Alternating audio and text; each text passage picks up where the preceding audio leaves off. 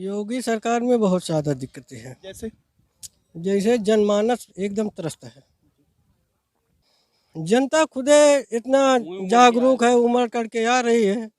ये सरकार बदलने के मूड में है। बदलने के मूड में जी। उन्होंने बोला रोजगार। अगर कोई भी पढ़ा लिखा व्यक्ति होगा या कोई भी पढ़ा लिखा लड़का होगा तो वो पता करेगा 10 रुपए की आरटीआई डालकर कि यूपी 8088 पिछले 5 सालों में एक सिंगल वैकेंसी उन्होंने निकाल नहीं पाए। ये उन्होंने कानून बनाया क्यों और फिर बनाया तो वापस क्यों लिया?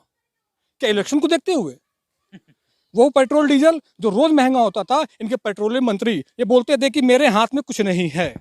मैं इनसे पूछना चाहता हूं कि क्या हिमाचल प्रदेश हारने के बाद इनको याद आई पिछले 2 महीनों से पेट्रोल डीजल महंगा क्यों नहीं हुआ?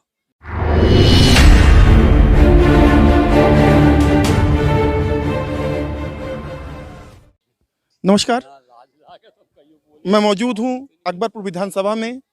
सपा के कार्यक्रम के आयोजक से हम बात कर रहे हैं, दुखीराम कनौजिया जी से, और बगल में हमारे एक और प्रधान हैं, उनसे बात करते हैं। सपा का कार्यक्रम हुआ और वह प्रचार प्रसार भी देख रहे हैं इस विधानसभा की।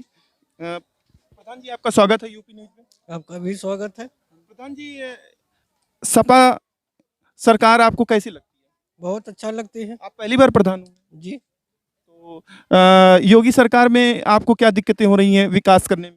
योगी सरकार में बहुत ज़्यादा दिक्कतें हैं। जैसे जनमानस एकदम त्रस्त है। रोजगार नहीं है, सिलेंडर महंगा हो गया है, और जो महंगाई चरम सीमा पे है। जैसे पेट्रोल 100 के पार चला गया, डीजल की महंगाई है। खेती किसानी में परेशानी, जब तक संसाधन सस्ता नहीं होंगे तब तक खेती बाड़ी करने में जनता की परेशानी होती है।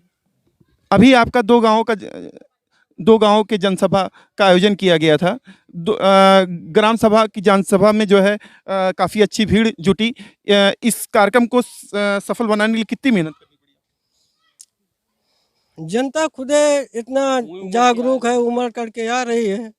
ये सरकार बदलने के मूड में है। बदलने के मूड में जी। प्रधान जी, क्या नाम है आपका? त्रिवेणी यादव। यादव जी, आपके भी सहयोग रहे, प्रधान हैं आप। ये जो नुक्कड़ सभा हुई, इसमें कितना आप मतदान अपना मानते हैं? हजारों की करीब भीड़ थी। हमारे पोलिंग साहब बहुत वोट से जीती है। नहीं, अभी तो भीड़ जो आई थी, ये क्या वोटरों में समझा जाए? वोटों में जी बताएं।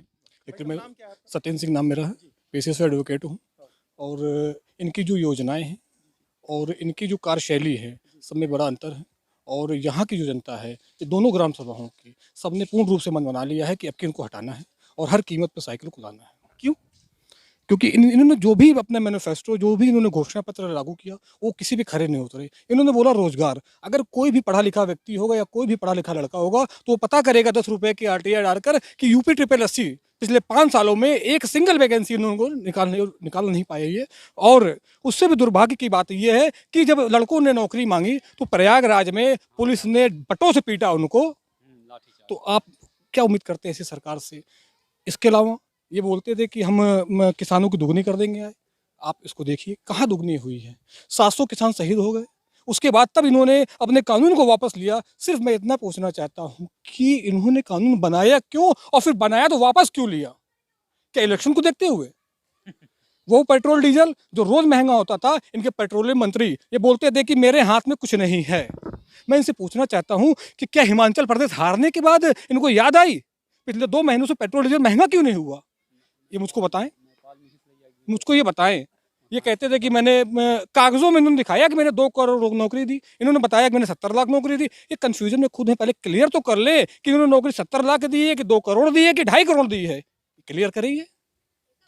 आपका मानना है झूठ बोलती तो ठीक है, मतलब ये शुरू ही झूठ से होती है और ख़त्म ही झूठ पर होती है। झूठ तो मान लीजिए आप भी बोलते होंगे, हम भी बोलते हैं कहीं, लेकिन जो चीज़ झूठ से ही शुरू हो रही है, झूठ पे ही ख़त्म हो रही है, उसके बारे में क्या कहूँ? सपा की सरकार में काफ़ी दंगे हुए थे। आप उसकी सरकार को नहीं, उसकी सरकार में योगी सरकार कहती है दंगे बहुत थे, दंगाई है। जब आप आरटीआई या किसी और के माध्यम से जब आप पता करेंगे तो ये आपको पता चल जाएगा कि कितने दंगे किस शासन में हुए, कितने लोग मारे गए, कितनी महिलाओं का रेप हुआ।